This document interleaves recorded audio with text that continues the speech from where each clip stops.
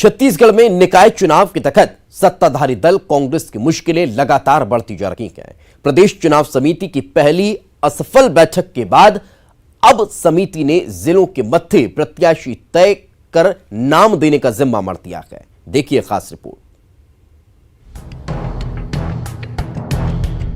एक रिपोर्ट के अनुसार रायपुर नगर निगम सीमा क्षेत्र के 70 वार्डों में कांग्रेस के 1840 उम्मीदवार टिकट की आस लगाए बैठे हैं। मसलन हर वार्ड में औसतन 26 से भी अधिक उम्मीदवार, और यह भारी भरकम संख्या तब है जब प्रदेश आला कमान में 70% वार्डों में सिंगल नाम तय होने की बात कह रहे हैं। दरअसल कांग्रेस जो दिखाना और बताना चाह रही है, जमीनी स्तर पर ऐसा कुछ है ही नहीं। दावेदारों की भीड़ कांग्रेस के तमाम चुनावी मैनेजमेंट को धता बता रही है। अब ऐसे में प्रदेश आला कमान ने जिला और शहर अध्यक्षों को समन्वय बनाने की जिम्मेदारी दी है। प्रदेश से मिले निर्देश के बाद जिलों में बैठक और चर्चा के बाद अब यह दावा किया जा रहा है कि समन्वय की यह स्थिति बन रही है, कहीं से कोई बगावत वाली बात नहीं है। कांग्रेस एक संगठनात्मक रूप से जिस प्रकार से पिछले विधानसभा में प्रत्याशी का चयन और उसके बाद एक बड़े बहुमत के आधार पर सीटों की जीत, कमोबेश यही स्थिति है कि कांग्रेस समन्वय के आधार पर प्रत्याशियों की घोषणा करने जाएगी और उसी आधार पर सारे जिला संगठन के अध्यक्षों को इस ओर निर्देश किया गया। और देखिएगा कि आने वाले समय में 3 या 4 तारीख को सारे नामों की घोषणा हो जाएगी। जिस समन्वय के दम पर कांग्रेस मैदान मारने का दावा कर रही है, वह समन्वय शब्द कांग्रेस की डिक्शनरी में शायद नहीं है, और यही वजह है कि कांग्रेस ने जैसे ही समन्वय शब्द का इस्तेमाल किया, विपक्ष ने जमकर तंज कसा। जिस तरीके का विषय आ रहा है कि कांग्रेस समन्वय के साथ में, कि सभी प्रत्याशियों को बैठाकर समन्वय के साथ में दावेदारों को बैठाकर समन्वय के साथ में वो प्रत्याशियों को डिक्लेयर करेगी, करे, हमें कहीं आपत्ति नहीं है। लेकिन कांग्रेस का समन्वय इस देश की जनता, प्रदेश की जनता और इस रायपुर शहर की जनता बहुत अच्छी तरीके से जानती है। जब जब कांग्रेस में समन्वय शब्द आया, तब तब कांग्रेस के अंदर में हाहाकार मचा है। मुझे लगता है कि राष्ट्रीय अध्यक्ष से लेकर वार्ड के अध्यक्ष तक कांग्रेस में कभी समन्वय नहीं रहा है। यहाँ तक कि इस छत्तीसगढ़ की भूपेश बघेल की सरकार में समन्वय नहीं है। हर मंत्री की दिशा अलग है। मुख्यमंत्री जी कुछ कहते हैं, टीएस बाबा कुछ कहते हैं। बगावत की आशंकाओं के बीच सत्ताधारी दल कांग्रेस ने बागियों को मनाने के लिए एक टीम भी तैयार कर ली है, जिसमें विधायक, महापौर से लेकर वरिष्ठ सदस्य तक शामिल हैं। बहरहाल देखना होगा जब 3 और 4 दिसंबर को कांग्रेस उम्मीदवारों के नाम का ऐलान करती है तो समन्वय कितना रंग लाती है। अवधेश मिश्रा, न्यूज़ 18, छत्तीसगढ़। उधर बीजेपी में इस बार वरिष्ठ पार्षदों की दावेदारी पर ग्रहण लग सकता है। संगठन इस बार 65% युवाओं और नए चेहरों को टिकट देने का फैसला कर चुकी है। खुद बीजेपी के दिग्गज मानते हैं कि इससे पार्टी को फायदा होगा।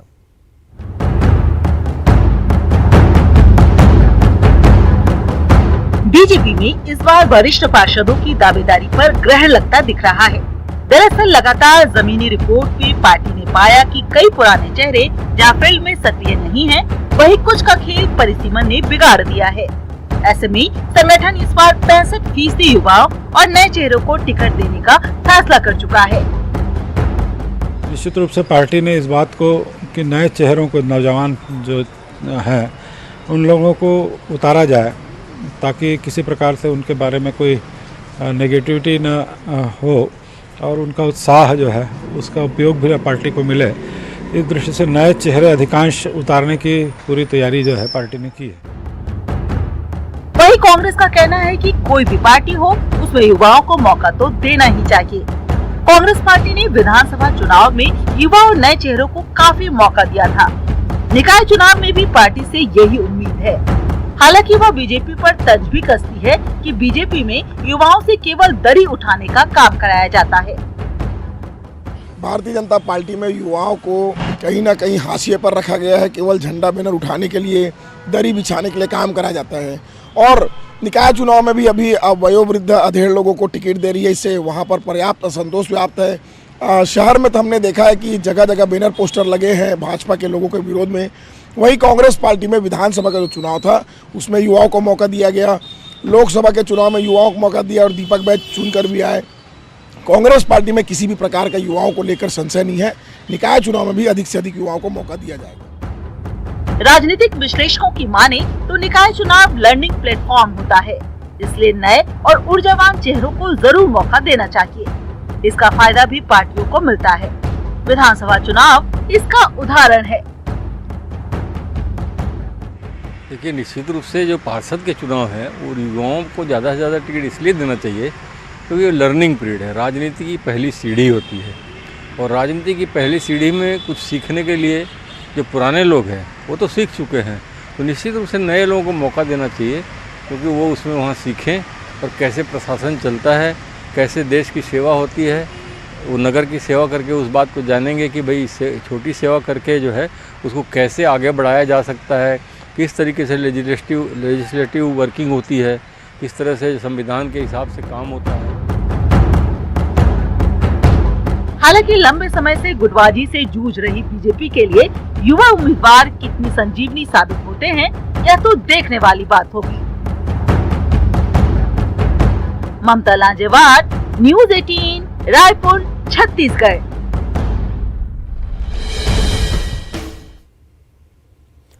तो छत्तीसगढ़ में निकाय चुनाव 21 दिसंबर को होना है, जिसे लेकर सभी पार्टियों ने रणनीति शुरू कर दी है। हड़बड़ी में सभी फैसले भी लिए जा रहे हैं।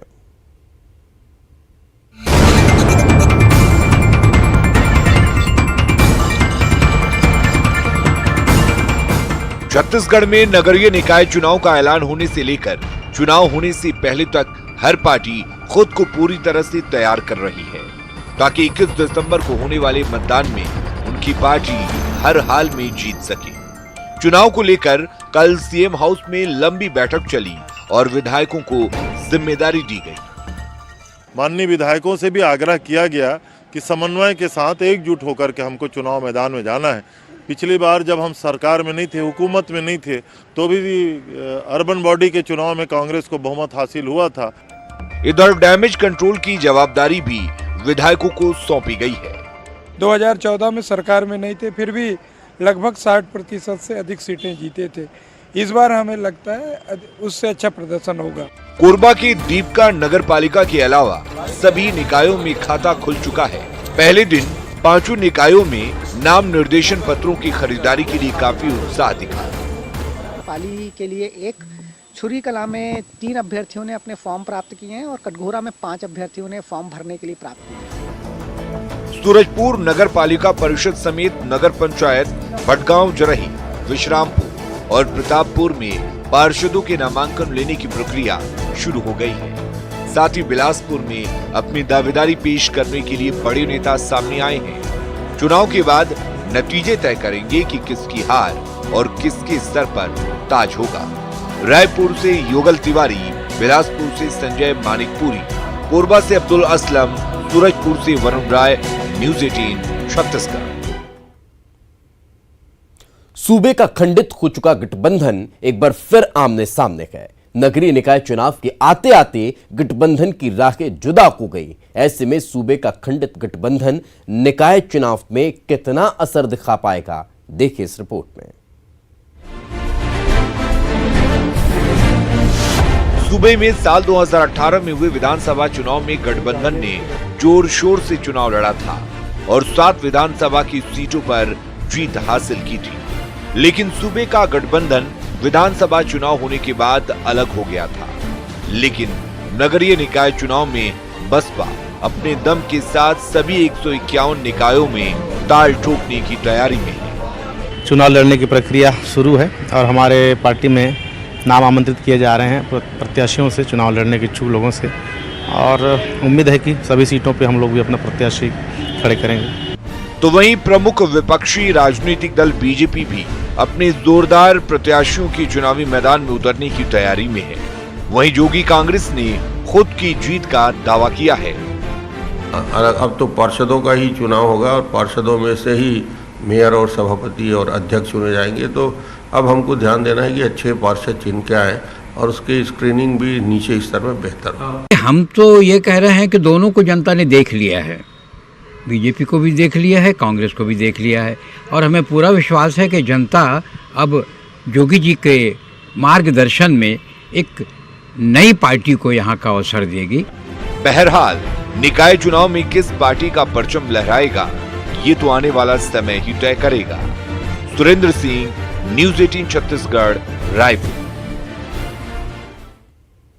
छत्तीसगढ़ में निकाय चुनाव के ऐलान के साथ ही राजनीतिक दल जीत हार के गुणा जोड़ में भी जुट गए हैं। छत्तीसगढ़ कांग्रेस की मैराथन बैठक में निकाय चुनाव की रणनीति पर लंबी चर्चा की गई और उसके बाद मुहर लगाई गई। देखिए ये खास रिपोर्ट।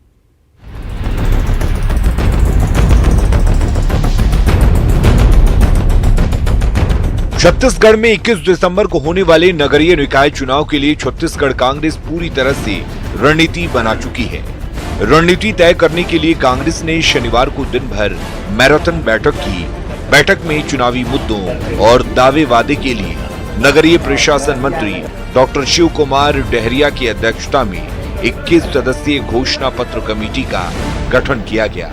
साथ ही कुल 2840 वार्डों के लिए प्रत्याशी चयन का फॉर्मूला समन्वय को बनाया गया। उसमें प्रयास किया जाएगा कि जो भी एप्लीकेंट हैं वो आपस में मिल बैठ के उनमें अपने में से एक कैंडिडेट चुन लें, ताकि जिसमें असंतुष्ट अक्सर हो जाते हैं बाद में कि हमारा टिकट काटा। कांग्रेस ने प्रदेश चुनाव समिति को दबाव से बचाने के लिए सभी जिला शहर अध्यक्षों को सिंगल नामों की सूची देने के निर्देश दिए हैं। समन्वय के आधार पर सिंगल नाम तय करने के लिए जिला चयन समिति की बैठक करने को भी कहा गया है। हमने विस्तार से चर्चा करके आने वाला नगरीय निकाय चुनाव में कांग्रेस पार्टी कैसे विजयी होगी उसके लिए रणनीति बनी है और महत्वपूर्ण सुझाव आए हैं। पहली बैठक 3 तारीख को चयन समिति की होगी और अधिकांश नाम 3 तारीख को जारी हो जाएंगे। 3 और 4 में 4 के बाद कोई बचने की कोई संभावना नहीं है। कहते हैं दूध का जला छाछ को भी फूंक फूंक कर पीता है और छत्तीसगढ़ कांग्रेस कुछ ऐसा ही कर रही है। लोकसभा चुनाव में टिकट वितरण में असंतोष और करारी हार से सबक लेते हुए कांग्रेस समन्वय का रास्ता चुनी है। बहरहाल देखना होगा कांग्रेस ने जो रास्ता तय किया है वो सफलता दिलाने में कितनी कारगर होती है। अवधेश मिश्रा, न्यूज 18 छत्तीसगढ़। जगदलपुर में शहर सत्ता का संग्राम शुरू हो चुका है। इसी संग्राम के दौरान ये नारे भी सुनाई देने लगे हैं कि नो पट्टा नो वोट। देखिए रिपोर्ट।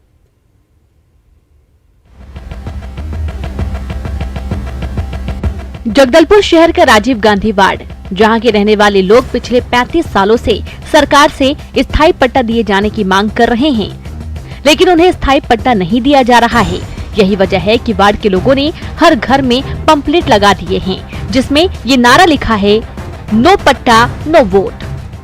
मेरे को तो यहाँ पे 29 साल हो गए रहते हुए और कम से कम 12-15 साल से हम लोग अभी टैक्स दे रहे हैं। अच्छा, जी हाँ। उसके बाद ये सुविधाएं नहीं मिली? नहीं सुविधा नहीं। निर्णय आप लोगों का कायम है, अभी रहेंगे उस पर? हाँ, हम लोग तो सभी उसी पे निर्णय में कायम है कि हम लोग बहिष्कार करेंगे, वोट नहीं डालेंगे बोल।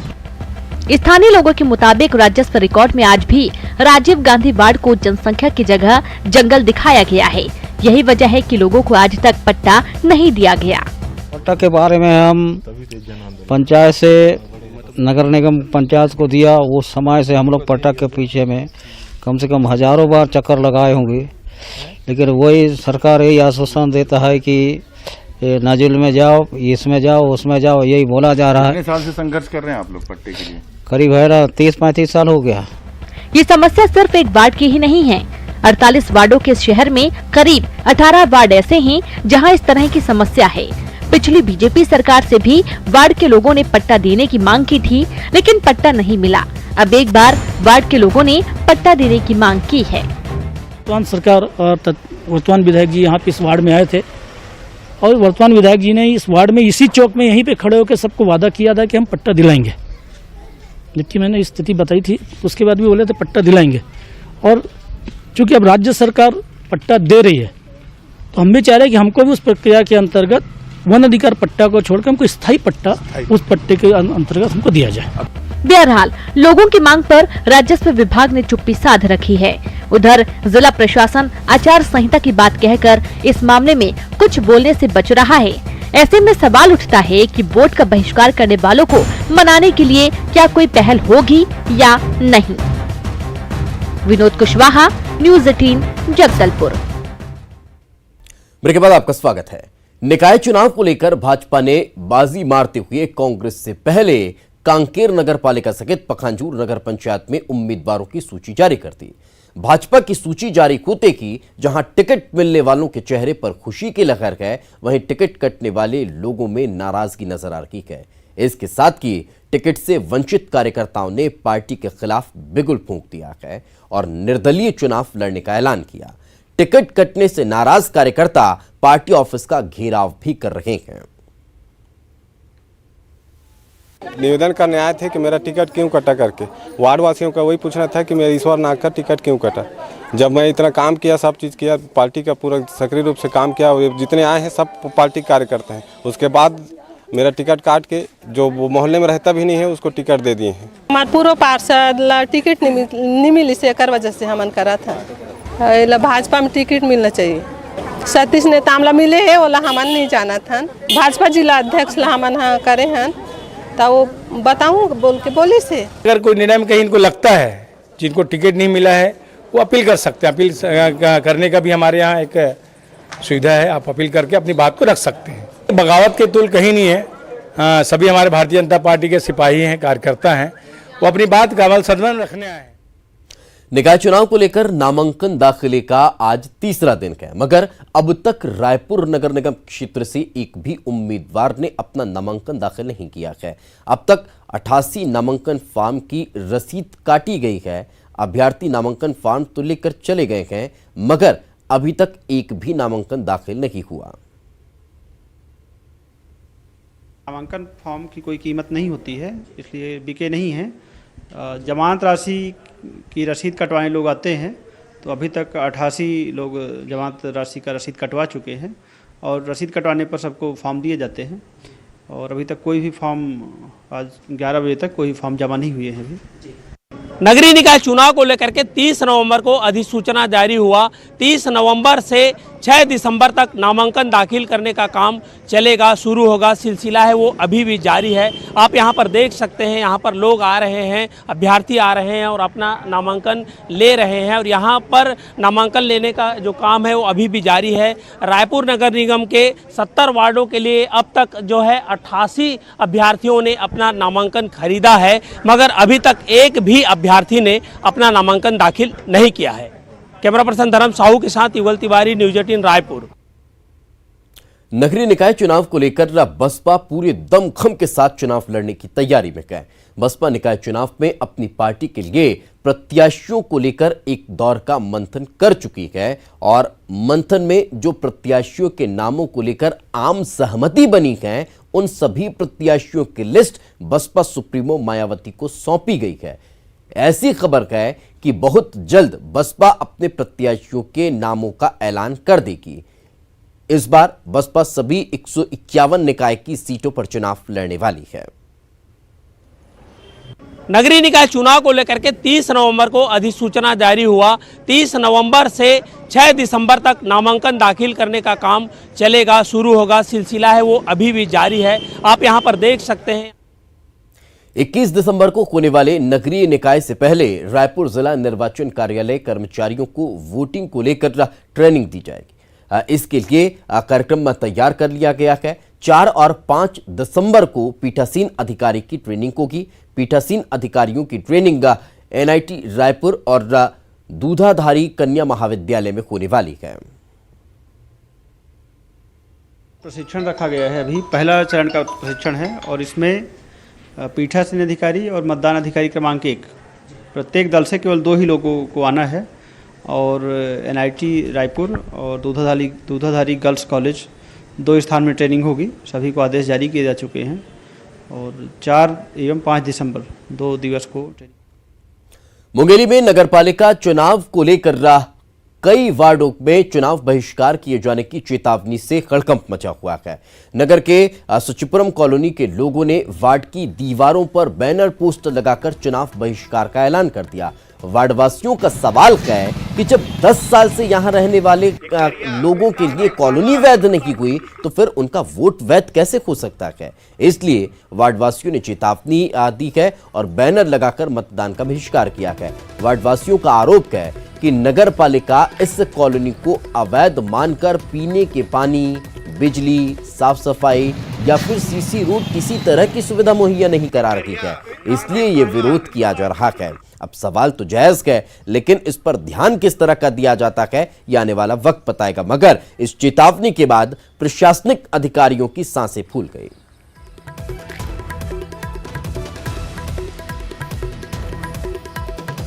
तो ये अभी तक आपने चुनाव बहिष्कार की खबरें सुनी और देखी होंगी, मगर ये अपने आप में एक नई तरह का विरोध के और नई तरह की चीज है और बाकायदा बहिष्कार करने का रीजन बताया जा रहा है। और रीजन भी कहीं ना कहीं एक अलग तरीके का है, एक नया तर्क है कि जब हमारी कॉलोनी वैध नहीं तो फिर हमारा वोट कैसे वैध हो सकता है, वो भी शहरी निकाय के लिए, क्योंकि कॉलोनी भी वैध करने का काम नगर पालिका, नगर परिषद का ही होता है। और यही वजह है कि अब जब इन्होंने चेतावनी भरे बैनर पोस्टर लगाए तो प्रशासनिक अधिकारियों की नींद उड़ गई है। यहाँ पे अपना रोड का है, नाली का है और पानी, बिजली, ये सारी समस्या हैं यहाँ पे। और क्या है, नेता लोग आते हैं, प्रलोभन देते हैं और निकल जाते हैं, और आज तक के कुछ सॉल्व नहीं हुआ। 10 सालों से हम यही चीज़ में पीड़ित हैं और होगा करके बोलते हैं, आश्वासन देते हैं, निकल जाते हैं। बस बहिष्कार करेंगे चुनाव का, वही सोच रहे हैं। हम लोग यहाँ 10 साल से रह रहे हैं, यहाँ अभी तक की ना सड़क की व्यवस्था है, ना नाली की व्यवस्था है। अब पानी के भी, पानी घर घर बोर हो रही है, इसलिए सब बोर फैल होते जा रही है। और हर बार जब चुनाव के टाइम आता है तो हमको बहुत सारे वादे किए जाते हैं और जब जीत जाते हैं उसके बाद सब भूल जाते हैं। तो हम लोग इस बार सोच लिए हैं कि चुनाव बहिष्कार करेंगे। हम लोग वोट क्यों दे किसी को, फिजूल टाइम अपना क्यों टाइम बर्बाद करेंगे। चुनाव एक बेसिकली एक वॉलंटरी राइट है, हम लोग किसी को फोर्स नहीं कर सकते, लेकिन हम लोगों का, सब लोगों का आग्रह है कि ऐसा ना करें। मे भी कभी भी आप होप नहीं छोड़ना चाहिए, हमेशा आशावादी रहना चाहिए। जो भी उनका दिक्कत था मेरे संज्ञान में कल लाया गया है, तो इसके लिए जो आवश्यक, जो कॉलोनाइजर है उसके विरुद्ध कार्रवाई करने के मेरे द्वारा निर्देश दिए गए हैं। भविष्य में अपेक्षा है कि वो सब लोग मतदान में पार्टिसिपेट। और इसी के साथ इस खास पेशकश में आज फिलहाल इतना की दीजिए इजाजत, मगर छोटे से ब्रेक के बाद देखिए 15 रिपोर्ट है।